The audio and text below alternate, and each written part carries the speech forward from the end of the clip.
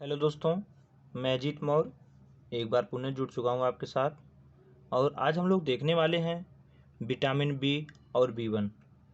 इसके पहले हम 2 वीडियो के माध्यम से विटामिन और विटामिन ए पर चर्चा कर चुके हैं।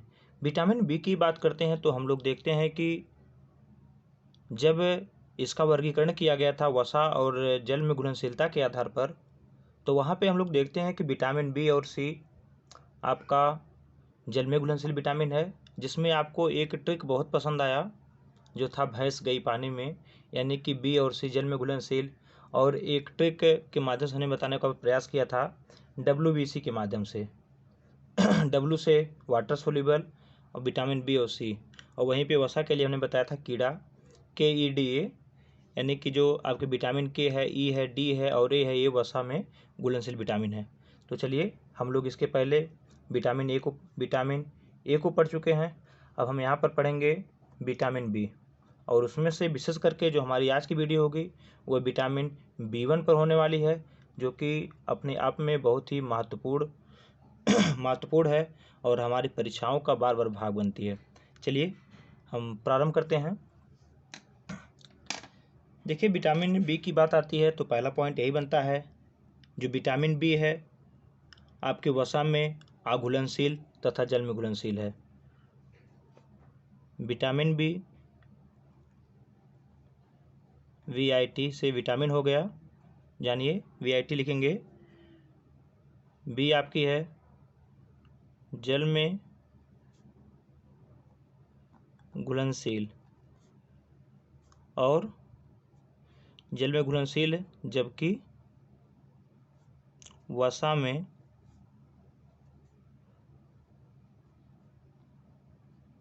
अघुलनशील। विटामिन बी जो है यह एक ना होकर के बल्कि अनेक विटामिनों का समूह है। इसी कारण से इसे बी कॉम्प्लेक्स के नाम से जाना जाता है, जो कुछ इस प्रकार से हैं। विटामिन बी के अंतर्गत कुल आपकी 8 विटामिनें आती हैं, जिसको हम लोग क्रमशः vitamin B1, बी2, B3, B5, B6, बी7, बी9 और बी12 के नाम से जानते हैं। देखिए कुछ इस प्रकार से आपका बी हो गया बी कॉम्प्लेक्स, यानी कि बी विटामिन बी के अंतर्गत जो भी विटामिन थी आने वाली आपकी हो जाएगी विटामिन बी1, बी2, बी3, 4 नहीं होता है, बी5, बी6, बी7, पुनः जो आपका 8 नहीं होगा बी9 होगा, और यहाँ पर देखेंगे तो आपका बी12। देखिए 1 2 3 4 5 6 7 8, यही आपकी 8 विटामिनों का समूह ही आपका विटामिन बी कॉम्प्लेक्स कहलाता है। अब हम लोग देख रहे हैं कि जो हमारी विटामिन बी है वह आपकी जल में घुलनशील है, और इसके पहले ही हम लोग पढ़ चुके हैं कि जो विटामिनें जल में घुलनशील होती हैं वह मूत्र के मार्ग से, अर्थात मल के मार्ग से, मल और मूत्र के माध्यम से हमारे शरीर से बाहर निकल जाती हैं। अर्थात जो भी विटामिनें वाटर सोल्यूबल हैं, जल में घुलनशील हैं, उनका हमारे शरीर में संग्रह नहीं होता। अर्थात जो हमारी विटामिन बी कॉम्प्लेक्स है इसका हमारे शरीर में संग्रह नहीं होगा।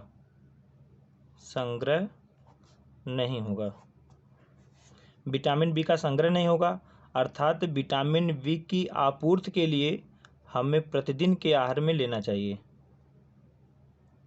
संग्रह नहीं होगा अर्थात इसके आपूर्ति के लिए प्रतिदिन के आहार में लेना चाहिए। इतनी बात तो हमारी विटामिन बी से हो गई। अब पुनः इसके हम वर्गीकरण में आते हैं और हम लोग देखते हैं विटामिन बी1।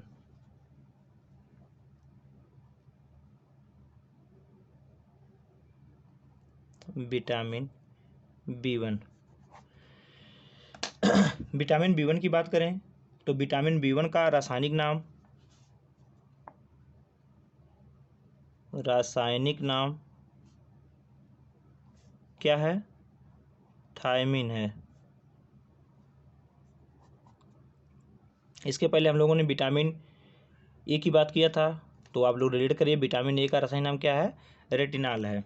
और आपकी वो प्रोविटामिन थी जो कि वनस्पति में आपके बीटा कैरोटीन के माध्यम से हमें प्राप्त होती थी। बीटा कैरोटीन को खाने पे हमारे यकृत में जा करके वो आपके रेटिनॉल में परिवर्तित हो जाती थी। और जबकि वहीं पर जब देखते थे, जब हमें विटामिन ए की प्राप्ति जंतु जगत से होती थी तो हमें वह डायरेक्ट रेटिनॉल के रूप में होती थी। तो यहाँ पर विटामिन B1 की बात है, इसका रासायनिक नाम क्या है? थायमिन। इसे हंगर विटामिन, बहुत इंपॉर्टेंट पॉइंट है, इसे हंगर विटामिन, तंत्रिका शोध रोधी विटामिन, तंत्रिका शोध रोधी विटामिन,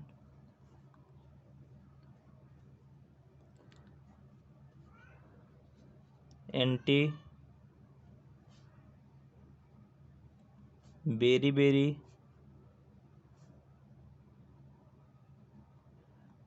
विटामिन के नाम से जाना जाता है। अब देखिए यहाँ पे आपको दिख रहा होगा हंगर विटामिन, यानी कि हंगर विटामिन यानी कि इस विटामिन के कमी से हमें भूख नहीं लगती है।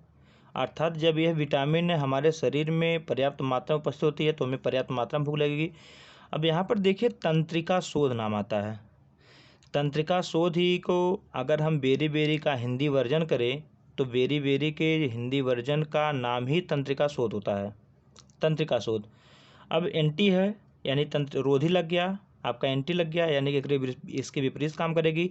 तो इसी को हिंदी में अगर देखेंगे बेरी को तो तंत्रिका शोध। और जो विटामिन B1 है वह आपके बेरी नामक रोग होने में आपके एंटी का कार्य करती है, यानी कि विटामिन B1 की उपस्थिति में आपके बेरी रोग नहीं होता। इसलिए इसे तंत्रिका शोध रोधी, यानी कि रोधी मतलब जो उसका विरोध करे, ना होने दे, तंत्रिका शोध रोधी विटामिन। और उसी का इंग्लिश वर्जन करेंगे तो आपका एंटी बेरी विटामिन के नाम से जाना जाता है। तो समझ में आ गया होगा, हंगर विटामिन हो गया और तंत्रिका शोध रोधी और आपका एंटी बेरी एक ही चीज़ है, बस यहाँ पे इंग्लिश में लिखा गया है, यहाँ पे हिंदी में लिखा गया है। तो इसके इतने नाम हैं, हंगर विटामिन, तंत्रिका शोध रोधी विटामिन, एंटी बेरी विटामिन के नाम से जाना जाता है। चलिए अब यहीं पर देखिए इसकी घुलनशीलता पे अगर हम बात करें, घुलनशीलता, और यहाँ से क्वेश्चन बनता है घुलनशीलता को लेकर के इसके, तो ध्यान रखिएगा। जो आपकी विटामिन B1 है ये आपकी जल में पूर्ण घुलनशील है, जल में पूर्ण घुलनशील।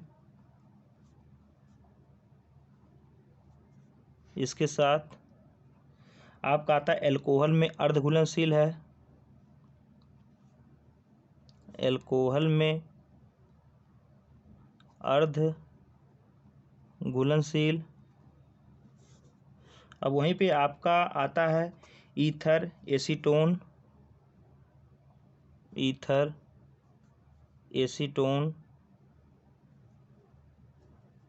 बेंजीन,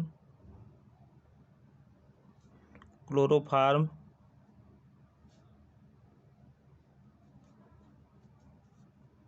में अघुलनशील है। और ये आपका बहुत इंपॉर्टेंट है। इस तरह से आपका एक एक तत्व का नाम दे करके आपसे पूछ लेता है कि हमारी विटामिन B1 क्लोरीन या क्लोरोफार्म बेंजीन में कैसी है, अर्ध घुलनशील है, घुलनशील है। तो इसे हमें याद रखना होगा, ये हमारे लिए बहुत ही इंपॉर्टेंट पॉइंट है।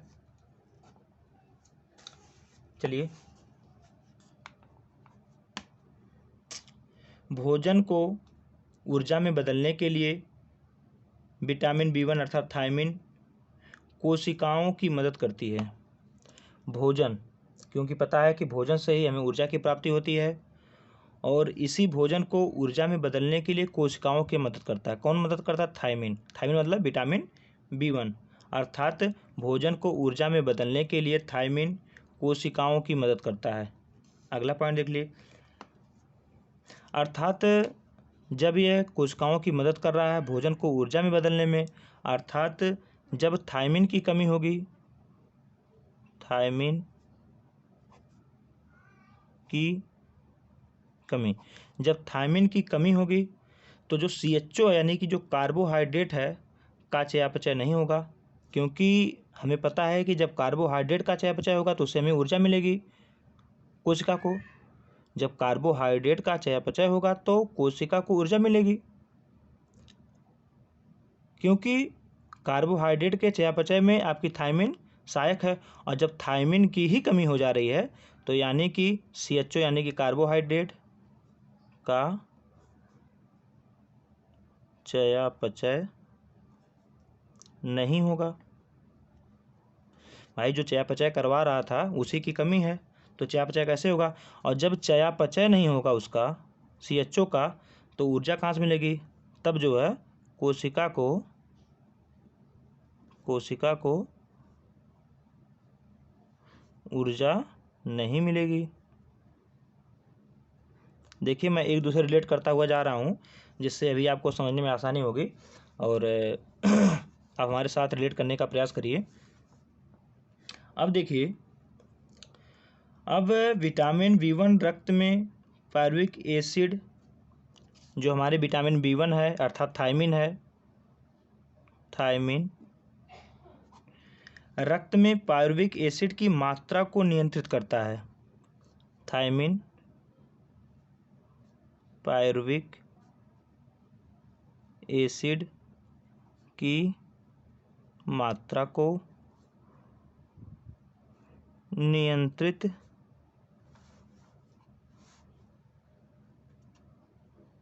करता है। थायमिन पायरुविक एसिड की मात्रा को नियंत्रित करता है। अब यहाँ पे आपके सामने एक नया शब्द आ गया, पायरुविक एसिड। अब जान लीजिए, जो पायरुविक एसिड है ये आपका जल में घुलनशील कार्बनिक तरल पदार्थ है। जल में घुलनशील कार्बनिक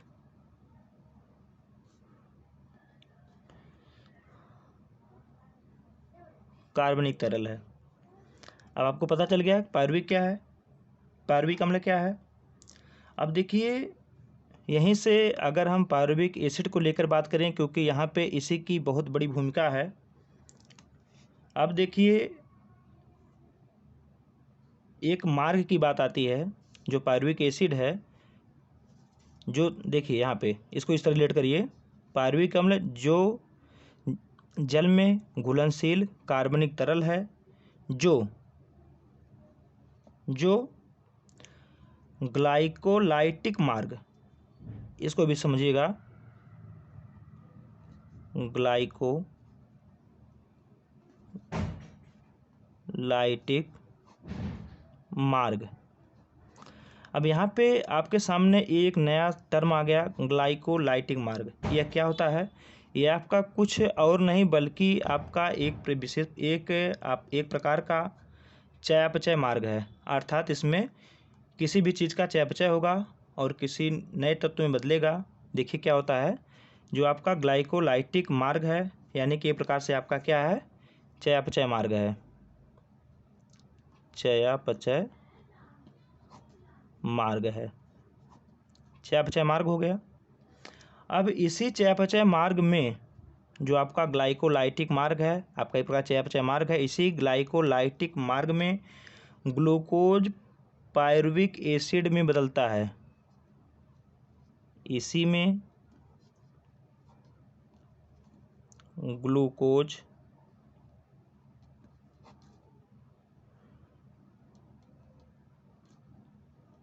पायरुविक एसिड में बदलता है। और ग्लूकोज का पायरुविक एसिड में बदलना, इसको किस नाम जानते हैं? ग्लाइकोलिसिस। एसिड में बदलता है, इसको किस नाम जानते हैं? ग्लाइकोलिसिस के नाम से जानते हैं। ग्लूकोज का पायरुविक एसिड में बदलना ही ग्लाइकोलिसिस कहलाता है। अब देखिए यहाँ पे हम लोग देख रहे हैं कि ग्लाइकोलाइटिक मार्ग में ग्लूकोज जो है पायरुविक एसिड में बदल चुका है। किसमें बदल चुका है? Pyruvic acid.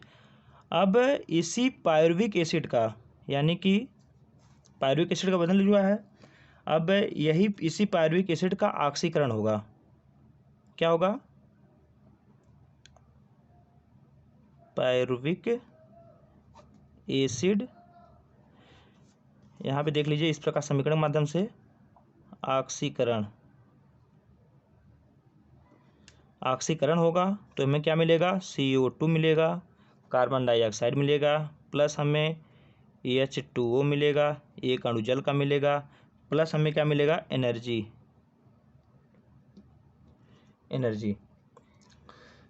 और हमें यहीं से ऊर्जा प्राप्त होती। लेकिन ये जो संपूर्ण क्रिया हो रही है, यदि इसमें ऑक्सीजन की कमी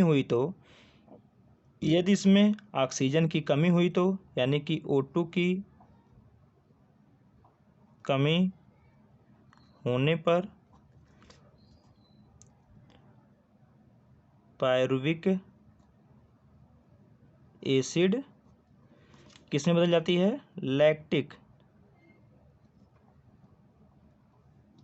पायरुविक एसिड लैक्टिक एसिड में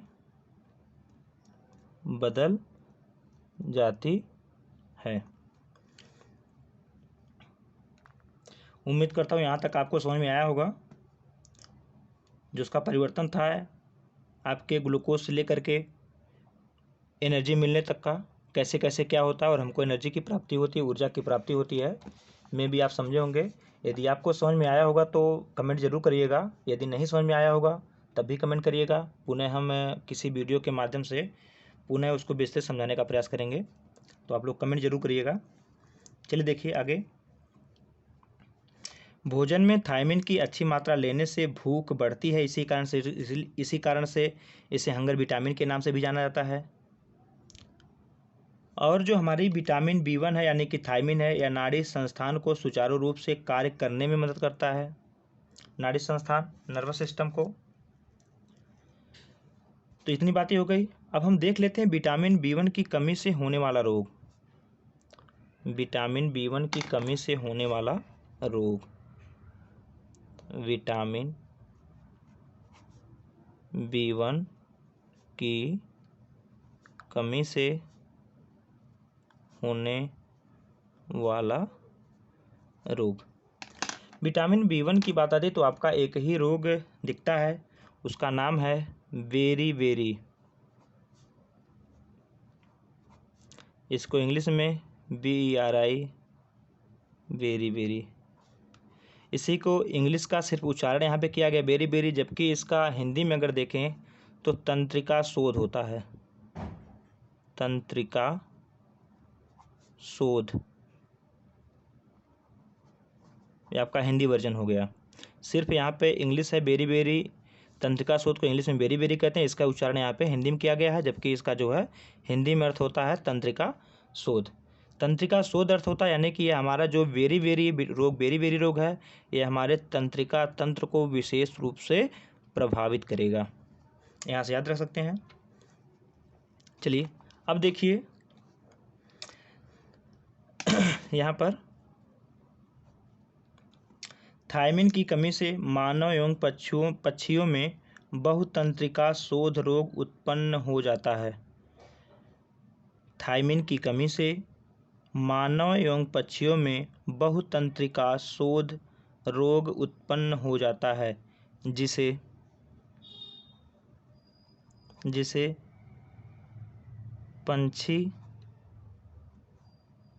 पंछी में और मानव में। अब पंछी क्या कहेंगे? पंछी में एवियन पॉलीन्यूराइटिस, एवियन पॉलीन्यूराइटिस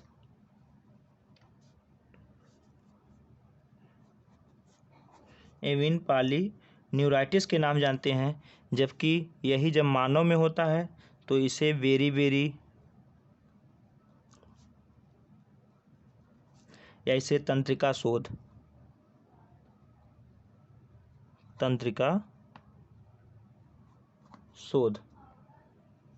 कहते हैं।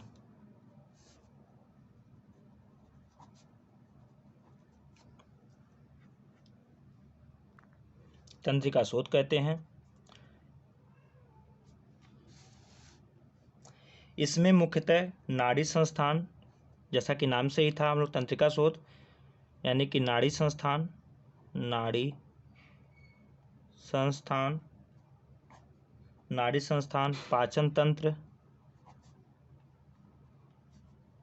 पाचन तंत्र, हृदय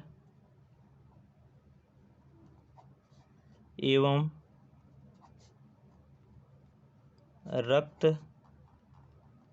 परिवहन संस्थान प्रभावित होता है।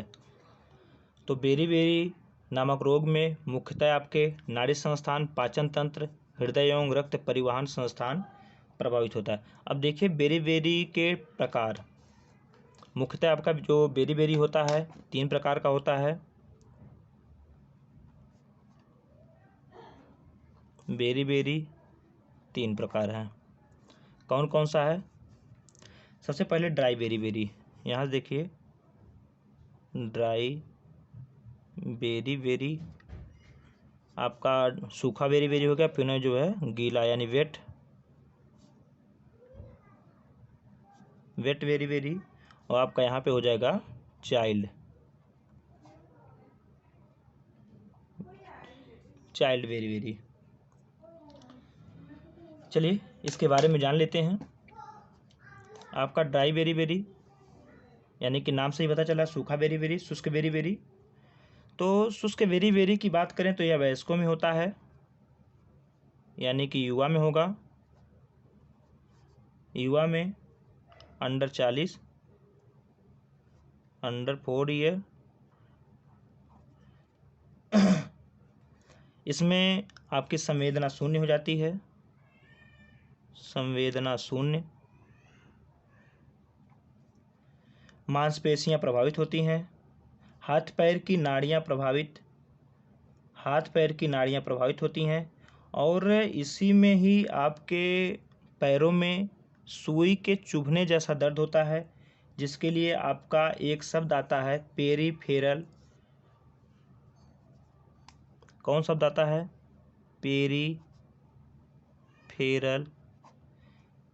Peripheral neuritis. पेरीफेरल न्यूराइटिस में क्या होता है? पैरों में सुई चुभने जैसा दर्द। लोग कहते हैं कि सुई की तरह चुभ रहा है हल्का हल्का, तो उसी को ही पेरीफेरल न्यूराइटिस के नाम से जानते हैं। यानी पेरीफेरल न्यूराइटिस मतलब कि पैरों में सुई चुभने जैसा दर्द। और इसमें एक होता है वर्निक्स कार्सा फॉक्स सिंड्रोम, इसको भी जान लीजिए। Wernicke's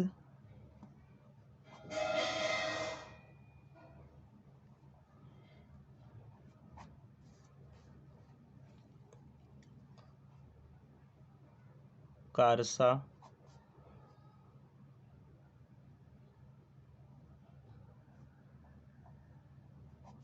syndrome. चलिए इससे हम लोग देखते हैं कि जो व्यक्ति मदिरापान अधिक करता है उससे व्यक्ति के शरीर में विटामिन B1 की कमी देखी जाती है। विटामिन B1 की कमी क्यों देखी जाती है? क्योंकि एक तो इसका पाचन सही नहीं होगा, दूसरी बात कि हम लोग जब मदिरा पान करते हैं तो हमें पेशाब बार बार आती है, और पेशाब हमें पता है कि विटामिन B और C जो है वाटर सोल्यूबल है, और यह जल में घुल जाती है, और बार बार पेशाब के माध्यम से जो है यह निकल जाती है और उसका अवशोषण नहीं हो पाता है। तो इसी कारण से आपके मदिरा पान करने वाले व्यक्तियों में विटामिन B की कमी पाई जाती है, B1 की कमी पाई जाती है, और इससे वे लोग ग्रसित होते हैं जो अधिक मदिरा पान करते हैं। और इसमें होता क्या है कि व्यक्ति भुलक्कड़ प्रवृत्ति का हो जाता है, नए चीज़ों को सीखने की प्रवृत्ति समाप्त हो जाती है, इसमें नाड़ी संबंधी विकार आ जाते हैं, और किसी भी कार्य को करने सीखने की ललक भी समाप्त हो जाती है। यही आपका था कार्सा फॉक्स सिंड्रोम, वार्निक्स कार्सा फॉक्स सिंड्रोम।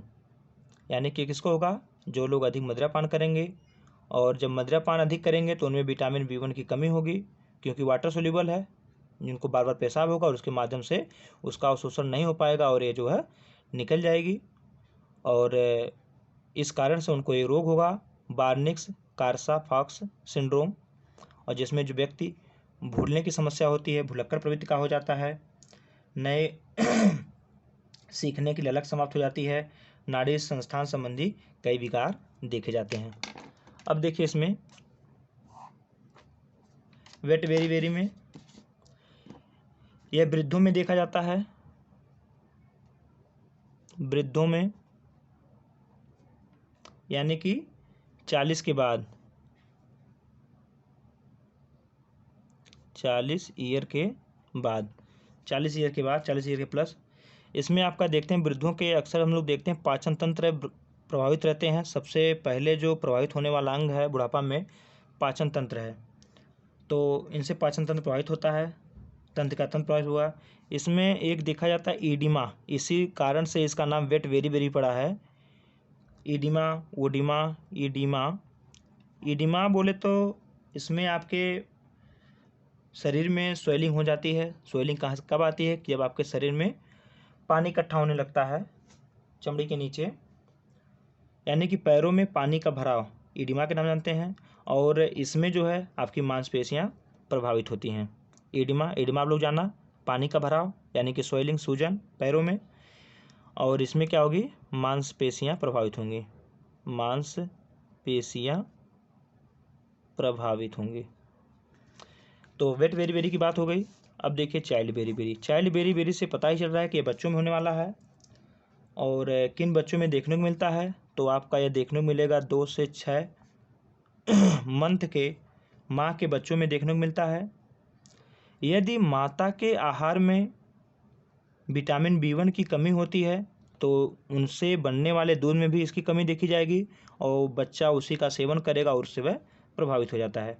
यानी कि माता के आहार में विटामिन B की कमी होने पर यह बच्चों में देखा जाता है। इससे नाड़ी संस्थान प्रभावित होता है, और यह आपका 2 प्रकार का होता है, नाड़ी संस्थान प्रभावित। नाड़ी संस्थान प्रभावित होगा, और यह जो है यह 2 प्रकार का, यह 2 प्रकार का होता है। अब 2 प्रकार कौन सा है? यहाँ देखिए, आपका आता है कार्डियोवस्कुलर। अब देखिए यहाँ पर आपके सामने ही एक शब्द आ गया कार्डियो, और हम लोग देखते हैं कार्डियोलॉजी, हृदय का अध्ययन, यानी कि आपका जो कार्डियोवस्कुलर है जो कि आपके चाइल्ड वेरी वेरी का प्रकार है, तो कार्डियोवस्कुलर में क्या होगा? यानी कि हृदय में समस्या होगी, और समस्या के रूप में इसमें क्या होता है? हार्ट बीट जो होता है वह बढ़ जाता है। कार्डियोवस्कुलर में हार्ट बीट बढ़ जाता है, हार्ट बीट,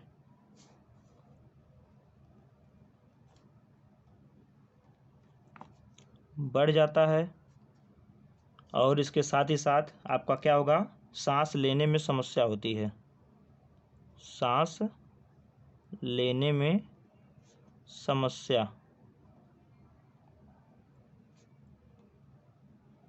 सांस लेने में समस्या होगी। चलिए अगला देखिए, न्यूरोटिक टाइप, न्यूरोटिक टाइप। अब न्यूरोटिक टाइप पे आपको पता है कि यहाँ पे लिखा गया है न्यूरोटिक यानी कि नाड़ी, यानी कि इससे नाड़ी संस्थान प्रभावित होते हैं। न्यूरोटिक टाइप यानी कि न्यूरोटिक वाले नाड़ी, यानी कि इसमें क्या होगा, नाड़ी संस्थान प्रभावित, नाड़ी संस्थान प्रभावित होगा। अब ये तो हमारी बात हो गई विटामिन B1 की कमी से होने वाला रोग बेरी, और हम लोगों ने यहाँ पर बेरी का क्लासिफिकेशन भी देख लिया। इसको 3 भागों में बांटते हैं, ड्राई बेरी, वेट और आपका चाइल्ड बेरी। अब थोड़ा सा टाइम आपका और लेंगे और हम लोग देखते हैं विटामिन B नष्ट होने के कारण, विटामिन B1 नष्ट होने के कारण। इन कारणों को हम लिखेंगे नहीं बल्कि मुख से बोलेंगे, और इस पर आप लोग ध्यान दीजिएगा, लिखने पे काफ़ी समय जाएगा, आपका वीडियो लंबी हो जाएगी। जो भी आपके जल में घुलनशील विटामिन है, जल में घुलनशील विटामिन के साथ साथ वसा में भी घुलनशील कुछ विटामिनें ऐसी हैं जो कि ज़्यादा गर्म करने पर यह नष्ट हो जाती हैं। अर्थात भोजन को बनाते समय इस बात का हमें विशेष ध्यान रखना चाहिए कि बहुत तेज़ आंच पे भोजन को नहीं बनाना चाहिए, नहीं तो विशेष करके आपके विटामिन C और विटामिन B यानी कि जल में घुलनशील जो भी विटामिन हैं नष्ट हो जाती हैं। चलिए, तांबे के धातु से बने बर्तनों के प्रयोग से नष्ट हो जाती हैं, यानी कि तांबे के धातु से बने बर्तनों का प्रयोग नहीं करना चाहिए यदि हमें विटामिन B1 को बचाना है। चावल को अत्यधिक धोने से नष्ट हो जाती हैं। आप लोग देखते होंगे, देखने के साथ साथ यदि आप लोग भोजन बनाते हैं, खाना बनाते हैं, तो आप लोग चावल को इतना धुलते हैं कि इतना धुलते हैं जब तक कि उसमें से सफ़ेद निकलना बंद ना हो जाता, जब तक चावल एकदम चमकने ना लगे तब तक हम उसको धोने का कारण करते हैं। हम कहते हैं गंदा है, अच्छा नहीं लगेगा, तो उसमें अपना ही हम नुकसान करते हैं। सारी की सारी जो विटामिनें होती हैं, विटामिन B कॉम्प्लेक्स है जिसमें आपके विटामिन B1, B3, ये सारी विटामिनें आपकी उसके साथ ही पानी के साथ घुल करके निकल जाती हैं, बह जाती हैं। और हम लोग भोजन के रूप में मीठा सोडा का प्रयोग करते हैं जो कि भोजन को जल्दी से पका देता है, फूल जाता है और जल्दी से, अर्थात मीठा सोडा के प्रयोग से आपकी विटामिन B1 नष्ट हो जाती है। पालिश चावल में विटामिन B1 की कमी पाई जाती है। अब पालिश चावल मतलब कि आपकी चावल के ऊपर की भूसी हो गई, भूसी हटाने के बाद जो आपके मटमैला पदार्थ होता है उसको रगड़ दिया जाता है मशीन के माध्यम से, और उसी को बोलते हैं पालिश करना। जब वो रगड़ देते हैं तो बीच में आपका जो है चमकीला पदार्थ मिल जाएगा और जिससे चावल में चमक आ जाती है, उसी को पालिश करना बोलते हैं।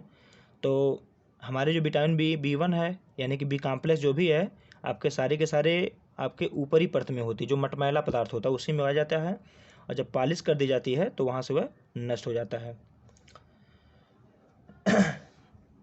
सही पाक विधि का चुनाव ना करने से विटामिन B1 नष्ट हो जाती है। अब पकाने के दौरान पानी में घुल जाने के कारण 20 से 50% तक थायमिन नष्ट हो जाती है। अब देखिए, पानी में घुल जाना, और हम लोग देखते हैं कि बहुत लोग ऐसा भी प्रयोग करते हैं कि गर्म पानी में चावल को पहले डाल देंगे और पुनः जो है पानी को निकाल के फेंक देंगे और पुनः हल्का सा पानी डाल करके उसको पका देंगे, कहते हैं लंबा लंबा चावल फराहर हो गया। तो उसमें आप सिर्फ और सिर्फ चावल को खा रहे हैं, आपको मिल कुछ नहीं रहा है, सिर्फ आपको कार्बोहाइड्रेट मिल रहा है, ना कि वहाँ की जो भी विटामिन थी वहाँ से आपकी नष्ट हो गई। चलिए अब अगर हम संग्रह की बात करें तो आपको पता है कि जो हमारी विटामिन B है वह जल में घुलनशील है और घुलनशील होने के कारण आपको मूत्र और मल के माध्यम से आपके शरीर से बाहर निकल जाती है, अर्थात इसका संग्रह हमारे शरीर में नहीं हो पाता। अतः हमें प्रतिदिन के आहार में विटामिन B1 के स्रोत को लेना चाहिए। अगर हम इसके विटामिन B1 के स्रोत की बात करें तो आपका कार्बोज आता है, प्रोटीन युक्त आहार आते हैं, अंकुरित अनाज आता है और आपका खमीरीकृत खाद्य पदार्थ। आप बी कॉम्प्लेक्स की बात करेंगे, पूरे के पूरे बी कॉम्प्लेक्स यानी कि जो विटामिन बी के अंतर्गत जो आपके आठों के आठों विटामिनें हैं, आप इनमें सब में एक कॉमन चीज़ देखेंगे, ईस्ट यानी कि खमीरीकृत खाद्य पदार्थ। यानी कि जितने भी आपके B1, B2, B3, B5, 6, 7, 9, 12 सब में आप एक चीज़ कॉमन देखें, खमीरीकृत खाद्य पदार्थ में आपके यानी बी कॉम्प्लेक्स पाया जाएगा। बिना पॉलिश किया हुआ चावल की ऊपरी परत भूसी, ईस्ट खमीर, आपका ईस्ट हो गया और खमीर के दोनों आपके कॉमन मिलेंगे। इसके आपके मुख्य स्रोत हैं। अगर हम अधिकता की बात करें, अगर आपके शरीर में विटामिन B1 की अधिकता हो जा रही है तो इससे आपको अधिक पसीना आता है, बेचैनी, बेहोशी होती है और इसका इलाज समय पे इलाज ना हो तो व्यक्ति की मृत्यु हो सकती है। और जैसा कि हमने पहले आपको बता चुका हूँ कि मदिरापान करने वाले लोगों में विटामिन B1 की कमी हो जाती है, जिसके परिणाम स्वरूप बर्निक्स कार्सा फॉक्स सिंड्रोम, वहाँ पे हमने थोड़ा सा मिस्टेक कर दिया हूँ। इसका सही नाम है बीमारी का बार्निक्स। यहाँ पे देखिए,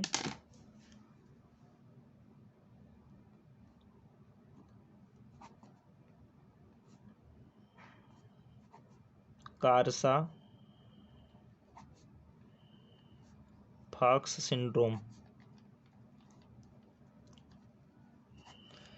नामक रोग हो जाता है और रोग सामान्यतः प्रौढ़ व्यक्तियों में देखा जाता है। और इसमें हमने आपको बता दिया कि भुलक्कड़ की प्रवृत्ति हो जाएगी, ये सारी चीज़ें कार्य के प्रति ललक नहीं रह जाती है, आदमी भूलने की प्रवृत्ति हो जाती है, भूल जाता है। और हमारी जो मुख्य चर्चा हुई थी पायरुविक एसिड पर हुई थी, और जो हमारी पायरुविक एसिड की प्राप्ति होती है वह आपके ग्लूकोज से होती है। चलिए इसी के साथ हम वीडियो को यहीं पे समाप्त करते हैं। अब हम नेक्स्ट वीडियो में देखेंगे आपके विटामिन B2 यानी कि इसका रासायनिक नाम राइबोफ्लेविन है। अब हम नेक्स्ट वीडियो में विटामिन B2 को लेकर आएंगे और जल्दी आएंगे। यदि आपको वीडियो पसंद आए तो आप चैनल को लाइक करिए, चैनल को सब्सक्राइब करिए, वीडियो को लाइक करिए, कमेंट करिए और अपने दोस्तों तक पहुंचाइए और हमारे मनोबल को बढ़ाइए। इसी के साथ धन्यवाद।